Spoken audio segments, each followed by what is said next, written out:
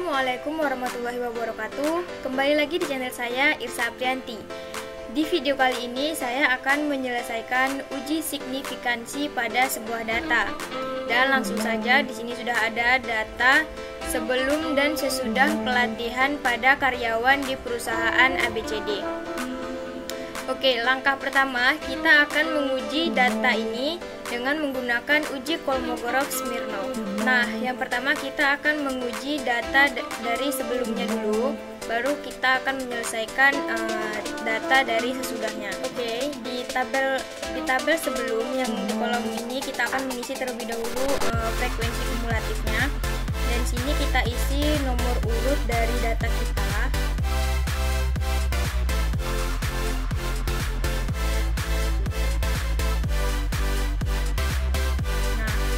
Kemudian untuk frekuensi datanya kita dapat dari nilai frekuensi kumulatif yang pertama ini.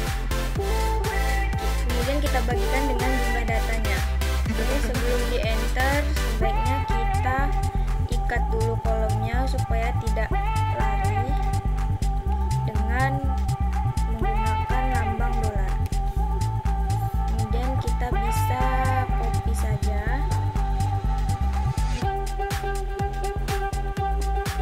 Oh ya, sebelum itu kita mencari rata-rata dan standar deviasi terlebih dahulu ya. Di sini kita cari rata-rata dari data yang sebelum menggunakan rumus pada Excel average. Kemudian kita sorot datanya. Nah, kemudian untuk standar deviasi kita gunakan rumus pada Excel juga.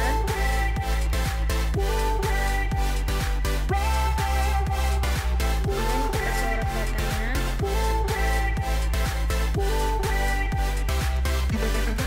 Nah, kemudian kita mencari nilai ZI. Nah, nilai ZI kita dapatkan dari nilai X. Ini kita dulu nilai X dikurang dengan nilai rata-rata, kemudian dibagi dengan standar deviasi. Nah, ini di rata-rata dan standar deviasi kita ikat menggunakan lambang dolar.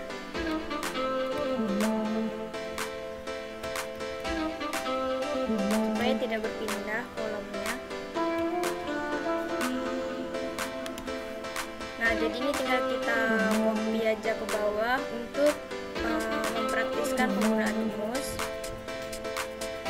Selanjutnya pada kolom FTZI kita gunakan rumus nomdis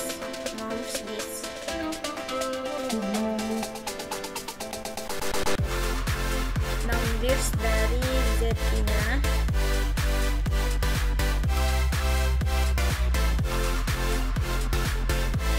Kemudian ini bisa kita copy aja.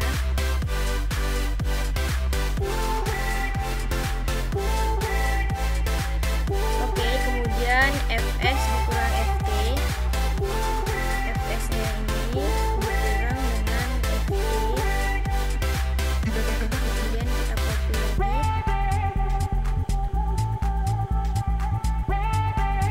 Nah, selanjutnya untuk mencari dehitung kita gunakan nilai maksimal dari kolom FS dan FT yang ini. Kita cari nilai maksimalnya dengan menggunakan rumus pada Excel max. Kemudian kita sorot datanya. Nah, ini dia. Nah, kemudian untuk tabel ini kita akan menggunakan tabel kritis dari Kolmogorov-Smirnov. Nah, oke, ini dia tabel nilai kritis uji Kolmogorov-Smirnov. Dan di sini kita menggunakan alfa 0,05. Dan kita lihat data kita ada 20 ya tadi, ada 20.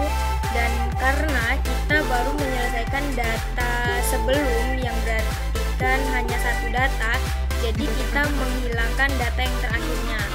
Jadi kita ambil hanya 19. 19 data, jadi kita ambil yang ini 0,301. Ini pertemuan antara 0,05 dengan data nomor 19, jadi 0,301.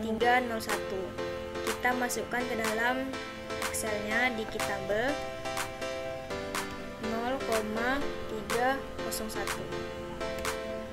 Nah, begitu.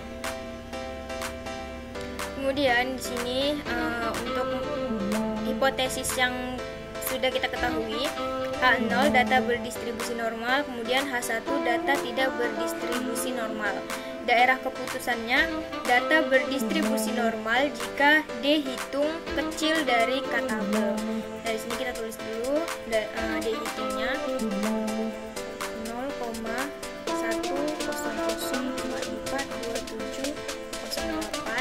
Kemudian K-tabelnya 0,301. Apabila kita lihat di sini, nilai D hitung lebih kecil dari K-tabelnya. Jadi kesimpulan yang kita dapat yaitu terima H0 dan tolak H1. Dan berarti kan datanya berdistribusi normal. Di sini sudah jelas ya, daerah keputusan data berdistribusi normal jika D hitung lebih kecil dari K-tabel. Dan ini sudah pasti nilai D hitung lebih kecil dari K-tabel. Jadi kesimpulannya terima H0 dan tolak H1.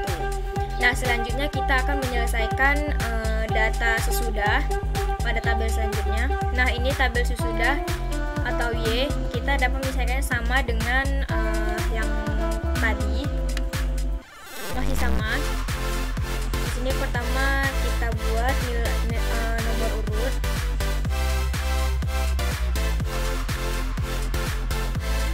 Kemudian untuk Fs di sini nilai frekuensi kumulatif yang pertama dibagi dengan frekuensi kumulatif yang terakhir.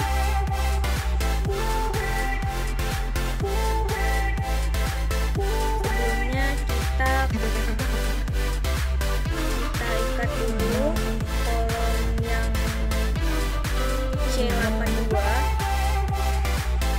supaya tidak berlarian. Kita copy langsung.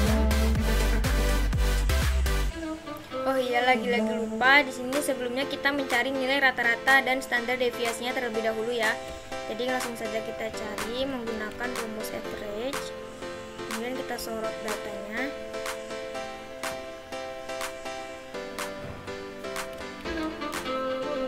Kemudian standar deviasi. Kita sorot datanya. Nah, kemudian nilai ZI ini kita peroleh dari nilai Y1 dengan dikurang dengan rata-rata, kemudian dibagikan dengan nilai standar deviasi. Kita buka kurung dulu, Y1 dikurang dengan rata-rata, kemudian dibagi dengan standar deviasi. Kemudian kita ikat kolomnya dengan lambang dolar. Proses sudah enter. Kemudian kita bisa langsung copy ke bawah. Nah, seperti ini. Nah, kemudian untuk kolom FTZI kita menggunakan rumus Mounds-Diss.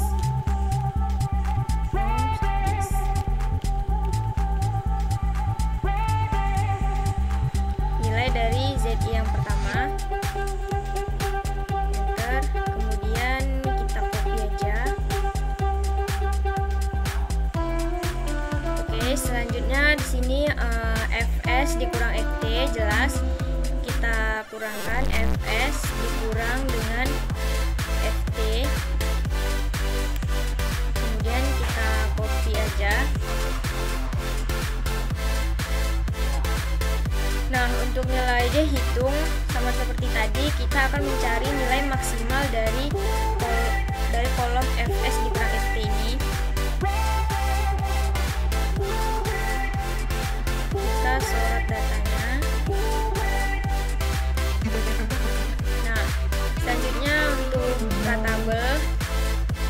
sama seperti tadi, mungkin masih sama juga 0,301 karena juga masih satu data sebelum dan sesudah satu-satu, jadi hanya menggunakan satu data. Kita gunakan data yang nomor 19 di kolom 0,05 0,301. Oke. Selanjutnya di sini masih sama, hipotesis yang sama, data berdistribusi normal jika dihitung lebih kecil dari k tabelnya. Kita masukkan dulu dihitungnya 0,187599372. Kemudian k tabelnya 0,301. Oke, di sini masih saja. Di sini 0,3 dan di sini 0,1. Berarti k tabel lebih besar dari D hitungnya. Maka kesimpulan yang kita dapat yaitu terima H0 dan tolak H1. Oke, selanjutnya kita akan menyelesaikan uji signifikansi pada datanya. Langsung saja ke tabelnya. Nah, ini uji signifikansi data penelitiannya. Yang pertama di sini nilai D kita dapat dari Y dikurang dengan X. Tabel kolom sesudah dikurang dengan kolom sebelum. Langsung saja dikurang dengan 30 dan enter. Kemudian bisa kita copy aja. Oke, selanjutnya di sini nilai XD kita dapatkan dari D dikurang MD. Berarti kita cari MD-nya dulu atau rata-ratanya menggunakan rumus average.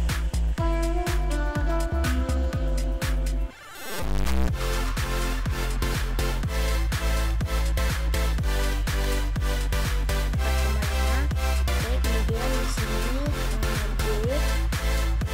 D dikurang dengan nilai rata-rata. Kemudian ini nilai rata-ratanya kita ikat dengan dolar supaya tidak lagi, karena kita akan mengcopy rumusnya saja.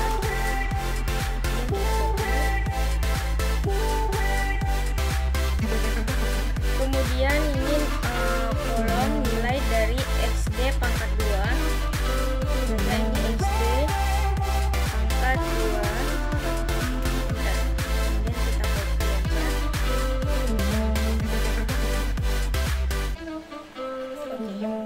Nah, yang selanjutnya kita jumlahkan data ini. Data di kolom XD kita jumlahkan.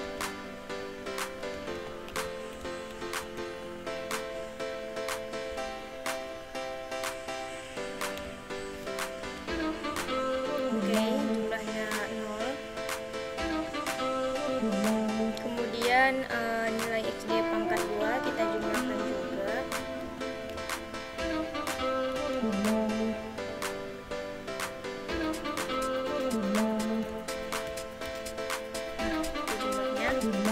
Oke, kita masuk ke hipotesis di mana H0 tidak ada perbedaan rata-rata skor sebelum dan sesudah, dan H1 terdapat perbedaan rata-rata skor sebelum dan sesudah.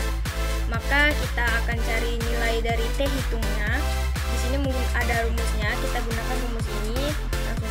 Langsung saja sini sama dengan, kemudian nilai MD dibagi dengan di sini akar ya, jadi kita gunakan rumus SQRT sigma dari XD pangkat 2, kemudian dibagi dengan N kita di sini 20, kemudian dikali dengan 20 dikurang 1. Oke, pas ya. Pertama MD yang ini, kemudian akar dari sigma XD kuadrat, kemudian dibagi dengan 20 dikali 20 kurang 1. Oke, enter. Nah, ini dia nilai dari T hitungnya. Kemudian dari T tabel kita dapat menggunakan tabel t-test untuk mendapatkan T tabelnya. Oke, di sini terlihat jelas ya tabel dari t-testnya, dan kita lihat di data kita berjumlah 20 dan kita ambil di 0,050. Tetapi ini uji signifikansi yang sudah menggunakan dua data dari kolom sebelum dan sesudah, yang berarti kita akan menghilangkan dua data di belakang dan kita ambil data yang nomor 18. Oke, jadi pertemuan antara 0,050 dengan data ke-18 yaitu 2,10092. Ini yang akan kita gunakan. 2,10092. Oke, ini dia. Nah, kriterianya di sini terima H0 apabila min T hitung lebih kecil dari T tabel, kemudian terima H0 apabila T hitung lebih kecil dari T tabelnya. Dari sini kita gunakan yang ini karena ini yang tidak ada, yang nggak pakai min ya, karena data kita T hitung dan T tabel tidak ada yang min. Jadi terima H0 apabila T hitung lebih kecil dari T tabel. Jelas di sini T hitung lebih kecil dari T tabel. Jadi kesimpulan yang kita dapat yaitu tidak ada perbedaan rata-rata skor sebelum dan sesudah. Oke, jadi sampai di sini uji signifikansi data penelitian. Kurang lebihnya saya mohon maaf yang sebesar-besarnya. Saya akhiri. Assalamualaikum warahmatullahi wabarakatuh.